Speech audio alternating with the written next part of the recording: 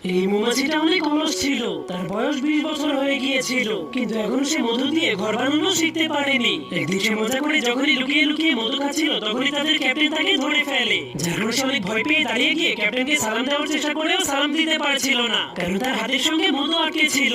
এজন্য সে তার অন্য হাত দিয়ে সালাম দেওয়ার চেষ্টা করলে তার দুইটা হাতই তার শরীরের সঙ্গে আটকে যায়। যার কারণে ক্যাপ্টেন অনেক রেগে তাকে মধু দিয়ে একদিনের মধ্যে বড় একটা ঘর বানানোর আদেশ করে দেয়। এরপর সে বাকি মৌমাছিদেরকে নিয়ে মধু সংগ্রহ করতে চলে যায়। তখন সেই মৌমাছিটা ঘর বানানোর জন্য অল্প একটু মধু নিয়ে নেয়, কিন্তু সেই মধুগুলো এতটাই আঠালো ছিল যে সেগুলো তার হাত থেকে ছুটছিলই না।